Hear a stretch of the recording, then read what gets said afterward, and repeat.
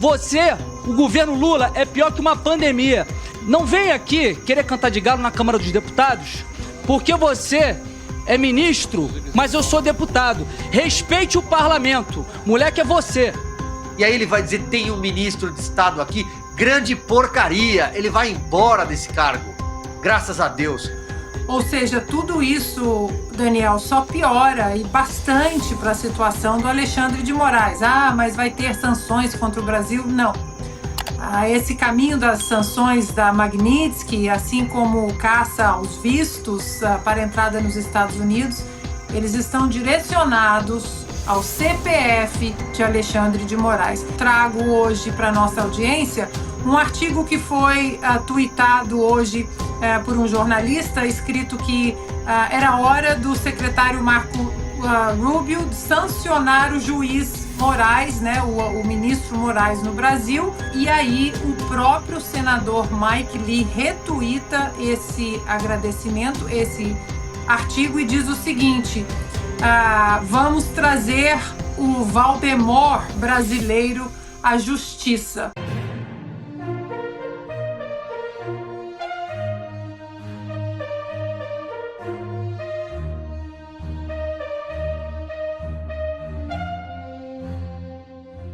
Fala pessoal, sejam todos bem-vindos para mais um vídeo recheado de informações da política. Eu tô chegando com um caminhão de notícias de Brasília. Muitas coisas acontecendo nesse momento, muita coisa envolvendo gente poderosa que eu venho passar agora tudo para vocês. Antes de mais nada, eu já peço para você que é novo aqui no canal para que se inscreva agora mesmo e também ative o sino das notificações para se manter sempre atualizado. Deixa o like no vídeo, então, e vamos para a notícia.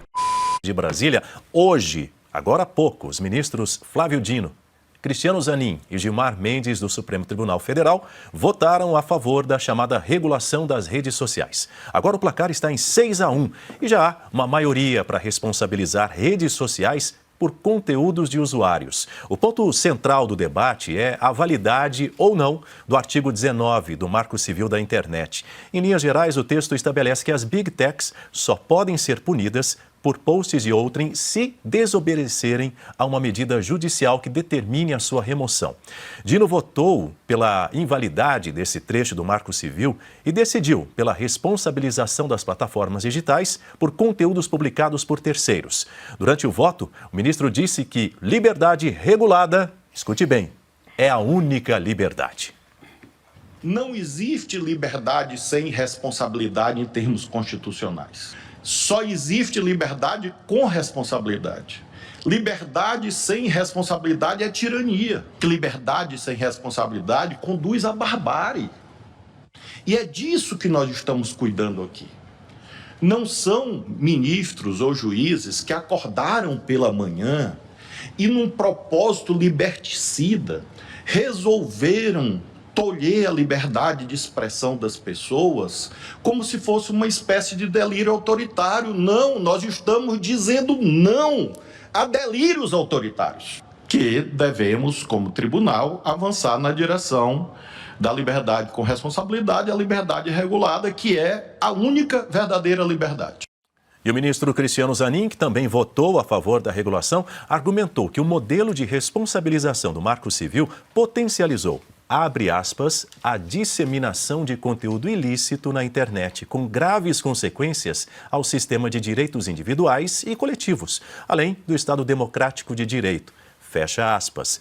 Durante essa mesma sessão, Gilmar Mendes fez uma confissão em nome da Corte. Ao apresentar a necessidade de uma entidade regulatória, o ministro disse que todos os magistrados do Supremo são admiradores do regime chinês.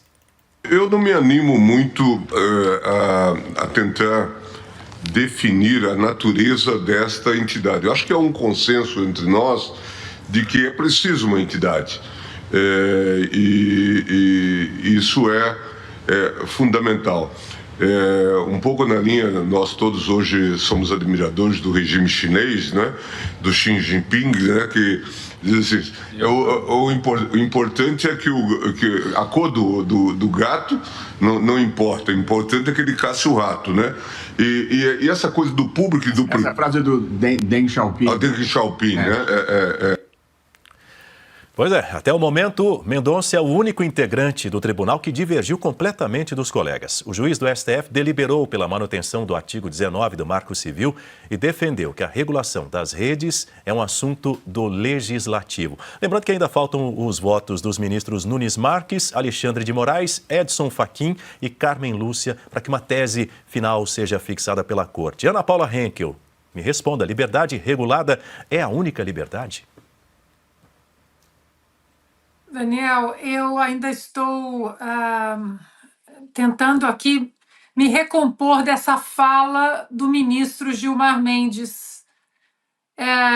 Em qualquer democracia séria, com uma Suprema Corte séria, uma frase dessa não poderia ser dissolvida aí nas notícias do dia. Essa frase foi muito grave. Nós somos todos admiradores do regime chinês, do Xi Jinping. Foi isso mesmo que um ministro da Suprema Corte do Brasil, da República Federativa do Brasil, disse. Somos todos admiradores do regime chinês, do Xi Jinping. E depois ele fala também que há um consenso entre nós. Entre nós quem? Que consenso é esse que todos nós somos admiradores ali na Suprema Corte? São todos admiradores do Xi Jinping? Olha, Daniel, eu vou ser repetitiva aqui se falar absolutamente tudo que nós estamos falando já há meses, há 2 anos, por exemplo, em relação à liberdade de expressão no Brasil. Nós vamos tirar, então, a Constituição, o Marco Civil, como a nossa bússola jurídica em relação à liberdade de expressão, lembrando mais uma vez que há dispositivos pétreos ali na nossa Constituição que protegem a liberdade a liberdade de expressão no Brasil, como o artigo 220, e, no entanto, até hoje, nós estamos... Parece que jogando várias boias para a liberdade de expressão que vai afundando e o Congresso fica ali olhando, enquanto o assunto hoje nas redes sociais para muitos veículos de imprensa foi a piada ou não piada do presidente Bolsonaro com o ministro Alexandre de Moraes, e nós ouvimos um ministro da mais alta corte do Brasil dizer que somos todos admiradores do regime chinês. Volto para vocês aí, Daniel. Bom, e os advogados do general Walter Braga Neto fizeram um novo pedido de revogação da prisão preventiva do ex-ministro da Defesa e da Casa Civil durante o governo de Jair Bolsonaro. O documento foi enviado ao ministro do Supremo e relator da ação penal sobre a suposta tentativa de golpe de Estado, logo depois do interrogatório do general na noite de terça-feira. A defesa argumenta que, com o fim da instrução do processo, não há mais justificativa para mantê-lo preso. Cita ainda a decisão do próprio ministro do STF que revogou a proibição de contato entre os réus, incluindo Braga Neto, o que indicaria uma redução no risco de interferência nas investigações. E Ana Paula Henkel, queremos te ouvir. Daniel, quando até a Miriam Leitão escreve que Braga Neto deveria ter a prisão suspensa, é porque as coisas realmente... Eu peguei esse print aí de um tweet do presidente Bolsonaro hoje. O Carlo Cauti estava falando da capacidade técnica do general Braga Neto e o presidente Bolsonaro escreve exatamente sobre isso. Um brasileiro exemplar que serviu a pátria por mais de 50 anos com honra e competência. General de 4 estrelas, foi ministro da Defesa, ministro da Casa Civil e responsável pela segurança nacional em eventos como a Copa do Mundo de 2014, os Jogos Olímpicos de 2016 e a Intervenção Federal do Rio de Janeiro em 2018. Um dos mais brilhantes oficiais de sua geração, agora é tratado dessa forma. Claro, Daniel, que não tem como não colocar todo esse contexto no caminho que está sendo desenhado para o Brasil aqui nos Estados Unidos e em relação a um nome. Lembrando que oficiais disseram, inclusive, que não há nenhuma rusga entre Brasil e Estados Unidos, que a questão é ali no CPF de Alexandre de Moraes. E aí eu trago hoje para a nossa audiência um artigo que foi tuitado hoje por um jornalista, escrito que era hora do secretário Marco Rubio sancionar o juiz Moraes, né, o ministro Moraes no Brasil, e ele agradece o Mike Lee, que é um dos senadores mais importantes aqui dos Estados Unidos, por estar atuando nessa área. E aí o próprio senador Mike Lee retuita esse agradecimento, esse artigo, e diz o seguinte: vamos trazer o Valdemar brasileiro à justiça. Ou seja, tudo isso, Daniel, só piora e bastante para a situação do Alexandre de Moraes. Mas vai ter sanções contra o Brasil? Não. Esse caminho das sanções da Magnitsky, assim como caça aos vistos para entrada nos Estados Unidos, eles estão direcionados ao CPF de Alexandre de Moraes. E também, para finalizar, Daniel, não custa lembrarmos, ontem eu comentei, mas eu gostaria de falar novamente sobre o semblante calmo, sereno do Braga Neto, assim como o Felipe Martins se manteve 6 meses na prisão, não delataram nenhuma, nem 2, nem 9, nem 11 vezes e nem inventaram histórias para tentar construir um caminho mais fácil. Eles seguiram no caminho da verdade, não inventaram nada, não alimentaram nenhuma narrativa para facilitar suas vidas, mesmo dentro da prisão. Hoje, em Brasília, o ministro da Fazenda, Fernando Haddad, bateu boca com deputados da oposição durante uma audiência pública na Câmara. Tudo começou quando o deputado Nicolas Ferreira fez duras críticas ao histórico de políticas econômicas do PT. Mas o governo anterior, você sabe muito bem o nome de quem é, deixou um superávit de 54 bilhões, ok? 54 bilhões. No primeiro ano de 2023, foram um déficit de 230 bi. O que aconteceu? É culpa de quem? É culpa do governo anterior? É sempre deles. Então, de 24 ou 26 anos de governo que nós temos desde 2002, né? 18 vocês governaram. A culpa de tudo é só do Bolsonaro. Poxa, tá de sacanagem, né? Não tem nenhuma responsabilidade suas. E o deputado também cobrou uma postura combativa dos colegas parlamentares. Parece que, de fato, vocês pintam um Brasil que não existe. Só quem sofre lá na ponta não consegue dar essa risada. Então, assim, confesso, ficam exigindo de mim maturidade em diversos momentos, mas estão aqui, de fato, brincando de fazer política, pô. Estão brincando com a vida das pessoas. Afinal de contas, não são vocês, né? Que fala muito, né, sobre as pessoas mais necessitadas, quem mais vai ser impactado com isso, só que não está lá na ponta, para poder ver o preço de fato das coisas. E se fosse no governo anterior, estariam fazendo um alvoroço. Que problema se seja A ou B, a coisa não está legal. E a coisa não está legal e quem sofre as consequências são, de fato, as pessoas mais pobres, mais necessitadas desse país. Agora, é simples mesmo ficar rindo aqui. Ficar como se não está tudo bem, está tudo certo. São deputados ou empregados de marketing? E pouco depois de falar, o deputado Nicolas e o deputado Carlos Jordi saíram da sessão para integrar outra comissão. Haddad viu a atitude como uma ofensa e disse que o deputado foi à sessão para fazer molecagem. Ele deveria ter compromisso com a verdade. Ele deveria ter um mínimo de respeito. Tem um ministro de Estado aqui respondendo elegantemente todas as perguntas. Isso não é... O desrespeito é dele, partiu dele. Faz micagem aqui e vai embora. E não quer ouvir a verdade. O que eu falei daqui que é mentira, deputado? Desrespeito é mentir. Desrespeito é sair sem ouvir a verdade. Vou repetir para o senhor, já que o senhor está falando em nome dele, Venderam a Eletrobras uma vergonha, depenaram a Petrobras, deram um calote governador imprecatório. Assim qualquer um faz superávit, entendeu? Com respeito ao que eu falei?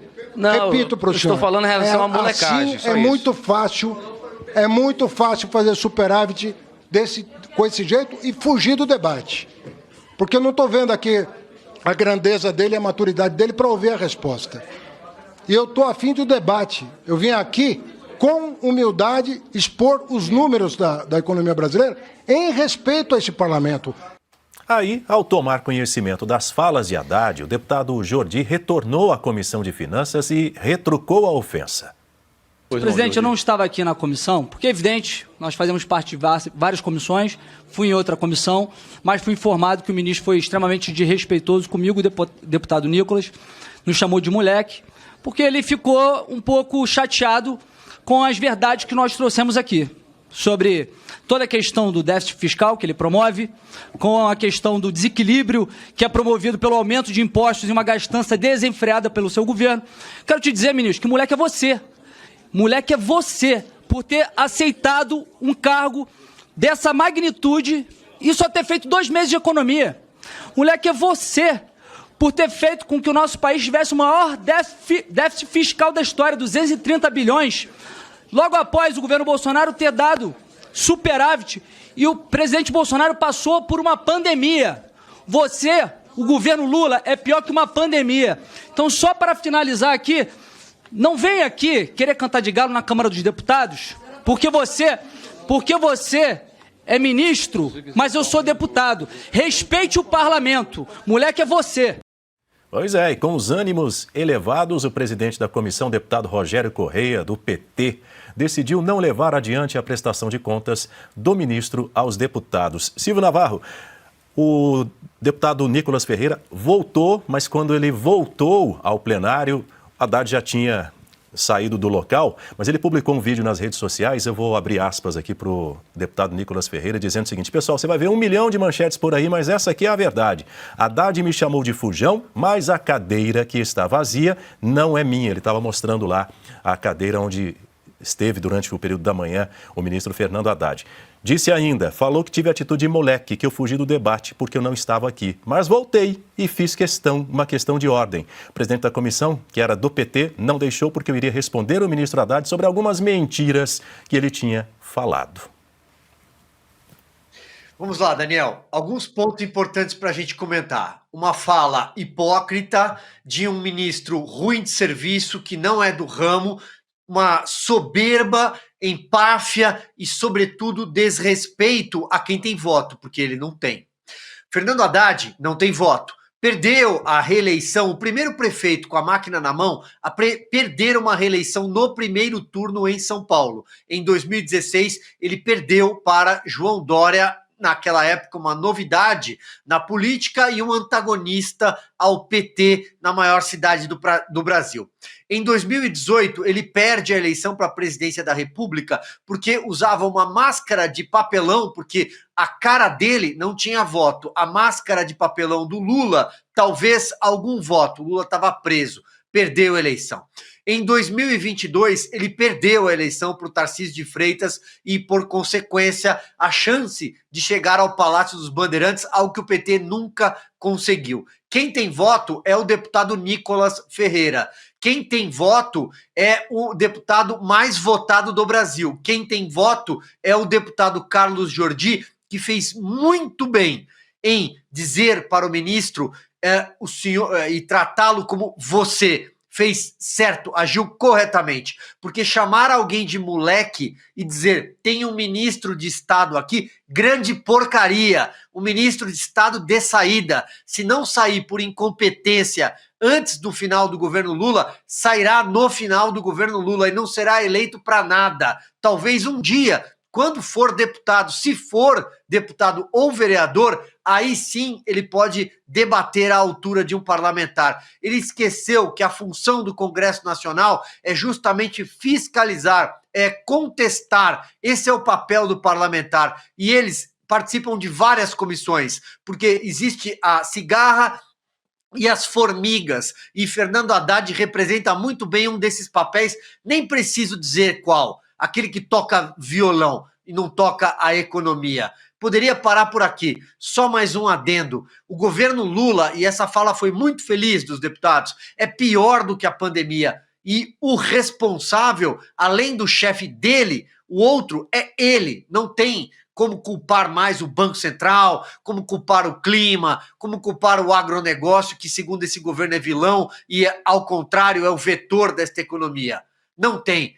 Eles são ruins de serviço, eles estão entregando o Brasil à deriva. O Brasil vai mal por causa deles, que não tem plano, só sabem taxar, colocar imposto no brasileiro que não aguenta mais pagar imposto e a esteira do supermercado tá cara, o produto cada vez menos comida dentro de casa. As pesquisas mostram isso. Eles gostam tanto de pesquisas, o brasileiro tá levando menos comida para casa. A conta de luz tá mais alta por incompetência dele. E aí ele vai dizer, tem um ministro de Estado aqui, grande porcaria, ele vai embora desse cargo. Graças a Deus, amanhã é um dia a menos desse governo. Bom, pessoal, esse foi mais um vídeo. Eu espero que vocês tenham gostado. Se vocês gostaram, deixa o like aqui para fortalecer nosso canal. Logo eu volto trazendo mais informações da política para vocês. Um forte abraço, fiquem todos com Deus e até a próxima.